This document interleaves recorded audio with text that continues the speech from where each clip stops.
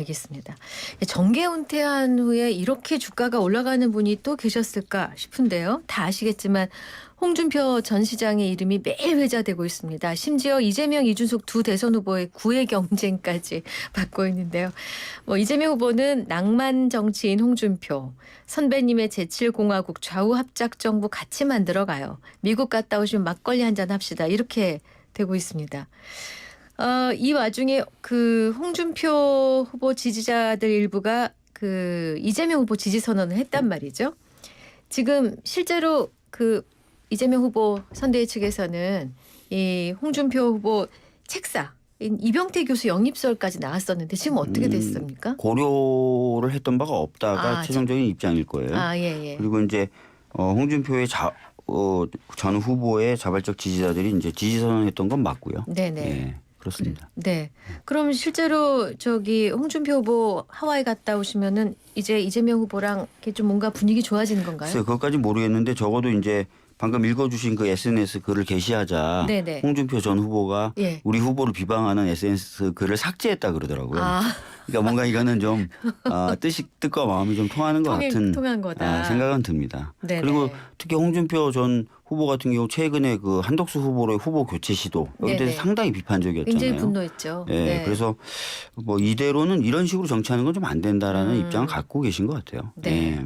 근데 홍준표 전 시장은 윤 전 대통령 탄핵에도 반대했고 또 그 윤 정부 시절 한동훈 전 대표 때리기에도 또 가담했었고 윤 전 대통령하고는 나름대로 뭔가 좀 좋은 관계였던 것 같은데 후보 경선 후에는 대통령 저격하는 거를 SNS에 올렸단 말이죠. 그러니까 이제 홍준표 대구시장 입장에서는 이제 전 후보였습니다마는 네. 윤석열 전 대통령하고의 관계는 상당히 전략적 관계였죠. 지난번 대선 최종 경선에서 자기가 참 아깝게 졌어요. 네네. 국민 여론에서는 이기고 당원들에서 진 거죠. 네. 그걸 만회하기 위해서 절치부심 그러니까 이제 이번에는 참 현역 의원들과 당협 위원장들까지 원래 이분은 독불 장군 그러니까 독고다이는 소리를 들으면서까지 그렇게 좀 철저하게 조직 관리를 그렇게 신경 쓰면서 하신 분은 아니에요. 네. 그렇지만 지난 3년 동안은 정말 상당한 정성과 공을 들이면서 했죠. 특히 그런 가운데 윤석열 전 대통령에게는 상당히 어찌 보면 윤석열 대통령께서 당 내적으로 정치적으로 또 불편하거나 어려운 시기가 있다면 본인이 대변하다시피 특히 한동훈 전 대표와의 관계에서 발군도 붙이고 싸워줬지 않습니까? 그러면 다 그런 이유가 그래서 서운함이 컸다. 자신이 좀 정치적 어떤 그런 상황이 왔을 때 이분 같은 경우도 윤석열 전 대통령께서 아마 홍준표 전 후보에게 상당한 신뢰를 줬던 것 같은데 불과 이제 경선 4파전에서 파이널 2명 올라가는 그 과정 며칠 앞두고 이상한 정치 집단적 행동이 있었는데 그 사람들이 쉽게 말하면 윤석열 전 대통령을 따르던 그런 주류 세력들의 대이동이라는 거죠. 거기에 대한 반감이에요. 그럼 하나만 여쭙고 넘어갈게요. 홍 전 시장 다시 정계에 복귀한다. 박주민 의원님. 글쎄요. 은퇴를 시사했던 이유가 아까 말씀드렸던 그런 이상한 움직임. 환멸. 너무한 거잖아요. 자기 지지한다고 왔더니 그 사람들이 사실은 딴 사람을 지지하고 이런 사실 정치 도의가 완전히 땅에 떨어진 거거든요. 그러니까 그런 부분에 대한 환멸이고 자기가 은퇴 선언한 뒤에도 당의 모습이 거기서 벗어나지 못한 거에 대한 환멸이었기 때문에 그럼 당장은 안 한다. 그런 부분이 만약에 좀 개선이 된다면 하신다. 하실 수도 있겠죠. 복귀하실 것 같으세요, 금세? 정치인은 살았어도 생물이고 죽었어도 생물이에요. 그러니까 송충이가 솔잎 먹고 사는데 세계 어느 하늘 아래 홍준표 전 후보가 숨을 쉬고 있더라도 이 정치는 어떻게 잊을 수가 있겠습니까? 알겠습니다. 자, 3주면 충분하다. 나는 1등 할지 3등 할지 모르지만 김문수 후보는 1등, 2등이다. 이렇게 이준석 후보가 발언했습니다. 지금 그 이준석 후보 그 442 전략이라고 해서요. 국민의힘 지지율을 20%로 묶겠다고 하고 있습니다. 지금 이준석 후보의 전략, 이 스탠스 어떻게 보고 계십니까? 그러니까 이제 지난 총선에서 이제 하성 동탄 모델이죠, 그죠? 당시 국민의힘과 그리고 민주당 이제 후보를 그렇게 이제 특히 민주당 후보를 사로 갖춰버리고 우리 국민의힘 후보를 갖다 20%대로 이렇게 지지율이 떨어지면서 네네. 본인이 43%로 이렇게 당선됐지 않습니까? 네. 바로 그게 이제 하성 동탄 모델인데 네. 이걸 이번 3자 구도에서 해보겠다. 자기는 해보겠다 네. 그런 그림인데 뭐 그런 측면에서 저는 이번에 이제 국민의힘이 그래도 6월 3일 날 의미 있는 대선의 성적표를 질러 그러면은 네. 가장 큰 이제 앞으로 남은 과제는 윤석 전 객신당 후보와의 어떤 경우든 극적 단일화를 이뤄내는 그런 정치력을 만들어낸다면은 그나마 의미 있는 성적표가 그래도 손에 쥐어질 수 있는데 네. 그렇지 못하다 그러면은 이거는 뭐 불을 보듯 뻔한 상황으로 갈 수가 있는 예. 그런 위험이 있죠. 그래서 그 김용태 지금 비대위원장 내정자 말이죠. 그 과거 천하용인으로 불렸던 이준석 후보도 친분 그것 때문에 단일화를 염두에 두고 뽑은 거 아니냐 이런 얘기가 나오고 있는데 단일화 될 것 같으세요, 박주민 의원님? 글쎄요, 뭐 제가 만약에 김문수 후보라면 이런 식으로 어려운 과정을 뚫고 국민의힘 후보로 겨우 인정됐는데 또 단일화를 모르겠는데요. 이준석 후보야. 지금 다 끌어모아야 된다는 거 아니에요? 이준석 후보야 지금 뭐 단일화를 할 수 있으면 여러모로 이득이 있겠지만 김문수 후보 입장에서는 여러 가지 진짜 어려움을 뚫고 간신히 후보가 됐는데 또 단일화에 나선다? 글쎄요. 쉽지는 않을 것 같습니다. 네네. 예. 관련한 여론조사 있습니다. 단일화 반대가 43, 찬성이 38입니다. 반대가 조금 더 많습니다. 김문수 후보 지지층에서는 87%가 단일화 찬성, 이준석 후보 지지층 63%가 반대. 여기 반대가 많습니다. 이 조사는 한국갤럽이 뉴스원의 의뢰로 지난 12일에서 13일까지 이틀간 전국 만 18세 이상 남녀 1,002명을 조사한 내용이고요. 중앙여론조사 심의위원회 홈페이지에 나와 있습니다. 지금 보니까 구애가 일방적인데요.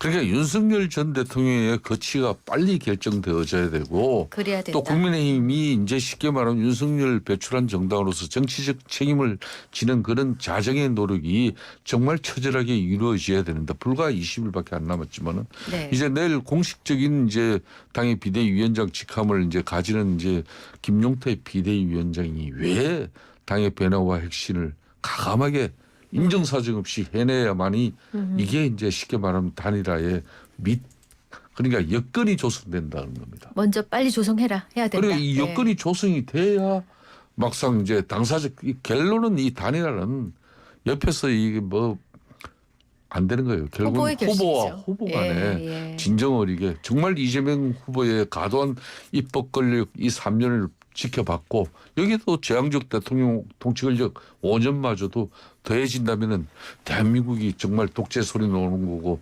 독재자가 만들어지지 않느냐. 알겠습니다. 이런 부분에 대한 소구력 호소를 우리 중도층 국민들에게 할 수 있는 그런 우리가 먼저 기반을 갖춰야 된다는 얘기죠. 네, 조건을 먼저 만들어야 된다 말씀이셨고요. 박 의원님 지난 월요일 광화문 네. 청계광장 그 이재명 후보 선거 출정식에 사회를 보셨어요. 네, 아주 네, 큰 네. 무대였는데 네. 어떠셨어요 그날? 그날 사실 월요일 오전이라서 네. 많은 분들이 오시기가 어렵지 않을까 생각했고요. 네. 당에서도 사실은 가이드라인을 어떻게 줬냐면 공식선거운동이 시작된 첫날이니만큼 각 지역위원회는 각 지역을 지켜라. 이렇게 됐었거든요. 네. 그렇기 때문에 사실 저는 사회를 보면서도 많은 분들이 안 오실 거라고 생각을 했어요. 네, 네. 적당한 숫자가 네. 올 거라고 생각했는데 정말 너무 많이 오셔가지고 저도 깜짝 놀랐고 네. 두 번째는 오신 분들의 에너지가 상당했습니다. 그러니까 뭐 자발적으로 피켓만 들어오시고 풍선 들고 오시고 예. 옷 맞춰 입고 오시고 막 분장하고 얼굴에 분장하고 분장도요. 오시고 막 예. 그래서 약간 축제 같은데도 굉장한 에너지가 있는 약간 통일된 에너지가 있는 그런 자리여서 굉장히 놀랐고 네. 이게 저만 벼르고 있었던 게 아니라 3년을 벼르고 있었던 분들이 굉장히 많구나라는 느낌을 그렇군요. 받았습니다. 네. 예. 근데 이제 이재명 후보가 방탄복을 입고 나타났습니다. 맞습니다. 예. 사정거리 2km 저격용 소총이 밀반입 됐다는 제보가 있었고 네. 아예 대통령 경호 협조를 요청했던데 네. 이거 두 가지로 여쭤보겠습니다. 방탄복 입은 이재명 후보 유권자들의 반응이 어땠을까요? 안타까워하고 좀. 좀 많이 예. 걱정했고요. 사실은 제가 이제 아까 말씀드렸던 대로 선거운동 시작된 00시부터 쭉 라이브 방송을 키고 선거운동을 했었는데 네. 가장 많이 달린 댓글이 경호의 안전 힘써달라는 예. 건데 제가 좀 물어봤더니 진짜 이런 제보가 많이 들어온다는 거예요. 아, 그렇군요. 그리고 제보를 주는 사람들이 무시할 수 없는 사람. 아, 그래요. 그러니까 약간 과거에 이런 정보계통에서 일하셨다거나 이런 분들을 통해서 이 제보가 들어온다는 거예요. 그러니까 선본 차원 입장에서는 결코 이거를 가볍게 여길 수만은 없다. 또 이런 상황인 것 같습니다. 이거 어떻게 수사해서 알아내서 좀 원천 제거할 수 없습니까? 그래서 이런 제보에 대해서 수사기관도 알 테니까 뭐 여러 가지 조사나 이런 것들은 하고 있을 수도 있는데요. 일단 저희들은 자체가 수사기관은 아니니까 경호 안전에 굉장히 신경을 쓰고 있고 무엇보다도 후보가 이제 출정식 연설에서 그런 얘기를 했어요. 네. 이게 저도 가슴 되게 아프던데 네. 원래 선거는 민주주의 축제의 장이지 않습니까? 그런데 대선 후보가 된 사람이 이렇게 방탄복을 입는다든지 경호에 신경을 써야 된다든지 하는 게 약간 비극적이라는 거예요. 그래서 그러면서 이제 통합을 더 얘기하시는 거죠. 이 정치가 이제 세력 간의 다툼이 극심해지니까 이렇게 된 거 아니냐. 통합을 통해서 이런 일이 없도록 하는 게 자기 임무인 것 같다. 그런 얘기를 하셨죠. 근데 사실 후보는 유세 다닐 때 유권자들하고 스킨십 하는 게 굉장히 중요하잖아요. 그거 어떡하시? 긴장을 많이 하시면서 하세요. 근데 본인이 사실 이제 전에 보셔서 아실 텐데 그 팬인 것처럼 다가오셔서 갑자기 목을 찌른 적이 있잖아요. 그래서 그런 기억도 있고 하다 보니까 하여튼 뭐 많이 힘들어 하시지만 또 열심히 하십니다. 네. 이정헌 민주당 유세본부 공동본부장이 후보에 대한 테러에 대비해서 방탄 유리막 제작도 시작을 했고요. 예, 지금 그 방탄 유리막이면 이 총도 막는 이런 거잖아요. 네. 지금 굉장히 걱정들이 많으신 것 같습니다. 자, 근데 설화가 있습니다. 이재명 캠프에서 여자가 출산하면 가산점을 준다 이런 그 가산점 논란이 있어가지고 2030 여성들의 항의가 빗발치니까 이게 지금 사과도 하신 것 같던데요. 어떤 내용이었어요? 그냥 아마 흐지부지 된 건가요? 예, 아마 이 공약은 김문수 의원님이 개인적으로 들어오는 문제에 답을 하면서 쓰시면서 이게 출산 가산점 얘기가 된 것 같아요. 공교롭게도 이 얘기를 하신 분 성함이 또 김문수예요. 김문수 의원이세요. 호남 지역이시죠? 민주당 김문수 의원님이. 저도 처음에 기사 보고 도대체 뭐 어떻게 되는 건지 막 그랬는데 보니까 이제 그렇게 됐더라고요. 근데 하여튼 그러면서 그렇게 된 거고 여러 가지 이제 정책에 대해서 이제 검토하고 이런 과정에서 이제 좀 약간 미스가 있었던 것 같기도 하고요. 그래서 여러 가지 이제 정책들 이제 추가적으로 검토하는 해야 되는 그런 상황인 것 같습니다. 그래서 당 차원에서는 거듭 그 정제되지 않은 정책에 대해서 마치 이제 오픈을 하면서 이게 정제된 것처럼 얘기한다거나 또는 방금 아까 질문을 주셨는데 뭐 이길 것 같냐 질 것 같냐 많이 이길 거냐 질 것 같냐 이런 거에 좀 오만한 답변 이런 것들은 하지 말아라 이런 얘기들이 거듭 나오고 있어요. 굉장히 지금 잘 진행이 되고 있는 것 같습니다. 그런가 하면 김문수 후보는 본인 첫 일정으로 가락시장을 방문한 자리에서 그 지역 국회의원 배현진 의원을 향해서 가락시장에 그 홍보하기 위해서 미스 가락시장 뭐 얘기를 했다가 요거 좀 지적을 받았어요. 네. 뭐 저는 앞에 이제 뭐 이 여성 그 출산 가산점 문제도 뭐 해프닝이었는데 이게 이제 특히 군 가산점 제도를 갖다가 이제 도입하기 위해서는 그럼 여성에 대한 차별이 있기 때문에 그래서 출산한 여성에 대해서는 가산점을 그러다 보니까 이제 출산하지 않는 여성 뭐냐 이래서 논란이 있었던 건데 뭐 이걸로 가지고 네거티브 할 일은 저는 없다고 보고요. 그런 측면에서 이제 우리 변진 지금 의원에 대해서 우리 김문수 후보와 가락 첫날 시장 방문하고 어느 지역이든 또 보통 축제가 있고 대표할 만한 어떤 그런 뭐 선발대 같은 시민들이 게 많이 하죠. 이용한 그런 상황이 있으면은 가령 김문수 후보 같은 경우는 부천 전에 정치는 부천 소사 출신이었어요. 그 소사는 전에 복숭아가 많이 나는 거죠. 그 소사 축제가 있다더니 그 남원 같으면 춘향 축제도 있고 그 미스 춘향 뽑히고 미스 소사 그런 개념으로 이게 참 가볍게 한 이야기인데 그러면 뭐 이런 거 가지고 뭐 아마 민주당 입장에서도 김문수 후보를 네거티브 할 거리는 아니라고 보고 있는 겁니다. 하지만 성인지적 문제에 대해서 또 뭐 두 번, 세 번 실수를 하게 되면은 진짜 문제가 되니까 이제 앞으로는 조심해야 되는 거죠. 네. 자, 오전 국회 법사위 얘기 갑니다. 조희대 특검법. 대법원 판결에 헌법 소원을 제기할 수 있도록 하는 헌법재판소법 개정안. 대법관 수를 기존 14명에서 100명으로 중원하는 내용의 법원 조직법 개정안이 상정됐습니다. 법사위는 허위사실 공표죄의 요건 중에 행위를 삭제하는 내용의 공직선거법 개정안도 의결했는데요. 사실 오늘 국회에서는 조희대 대법원장 청문회도 열립니다. 대법원의 이재명 후보 선거법 유죄 취지 파기환송 이후 벌어지고 있는 일들인데 이런 청문회는 처음이라죠? 네, 뭐 네. 이런 청문회는 처음일 수 있지만 뭐 법상 충분히 가능한 청문회고요. 네. 방금 말씀해 주셨던 법원 조직법 개정안을 통해서 네. 대법관 수를 늘리는 부분에 대해서만 다 설명드리면 너무 길 것 같아요. 예, 이거에 대해서만 좀 예. 말씀드리고 네네. 오전에도 여기에 대해서 언론에서 질문을 하시길래 예. 과거부터 이제 대법관 수를 좀 늘리자는 얘기는 계속 있어 왔습니다. 예. 잘 아실 겁니다. 그리고 최근에 대법원조차도 대법관 수를 늘릴 필요가 있다고 인정을 했어요. 많은 국민들이 이제 이게 무슨 논의지? 대법관 수를 늘리자는 얘기가 뭐지라고 하셨을 텐데 이번에 확실하게 아셨을 수 있을 텐데요. 대법관 한 명이 처리하는 사건의 수가 굉장히 많습니다. 그러다 네네. 보니까 많은 분들은 아마 그렇게 기대했을 거예요. 그래도 내 사건은 꼼꼼히 기록을 읽어주고 검토해 주겠지. 근데 공보관이 정식으로 확인해 줬죠. 네. 대법원은 기록을 안 읽는다. 그 얘기 듣고 많은 국민들이 충격을 받으신 거죠. 네. 기록을 안 읽고 판단한다는 거예요. 그래서 예전부터 얘기 나왔던 대법관 직원이 좀 그 힘을 받는데 저는 이렇게 생각합니다. 4명이 소부 하나를 구성해요. 근데 14명 중에 법원행정처장하고 대법원장 빠지니까 12명이니까 소부가 3개가 되는데 예를 들어서 민사사건 같은 경우에 워낙 사건이 많다니까 소부가 한 2개에서 3개는 돼야 되지 않을까. 형사도 한 2개에서 3개는 돼야 되지 않을까. 행정은 또 별도의 성격을 갖고 있으니까 하나.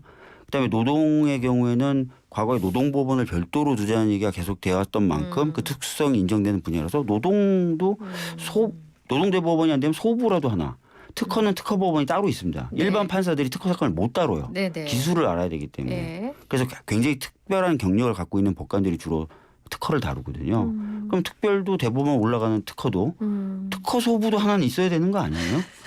그렇게 치면은 그렇게 해서 대법관 숫자가 좀 늘어나야 되는데. 그래서 아니 그냥 뭐 30명도 아니고 100명까지 돼 버리니까 그래서 너무 많이 갑자기 아시겠지만 독일 같은 경우는 한 140명, 150명이에요. 그렇구요. 네. 네. 그러니까 왜냐하면 소부를 많이 둬야 촘촘히 나눠서 두고 아까 말씀드렸지만 특허는 일반 판사들은 보라 볼수 그래도 못 없으니. 봐요. 예. 예. 알겠습니다. 근데 오전 법사위가 국민의힘 의원들 퇴장한 후에 민주당 단독으로 이루어졌거든요. 대법원 파기환송 후에 민주당 주도로 이루어진 법원 관련 이런 내용들 걱정되는 부분도 사실 있습니다. 그러니까 걱정되는 부분이 사실 있는 게 아니고 네. 많죠. 예.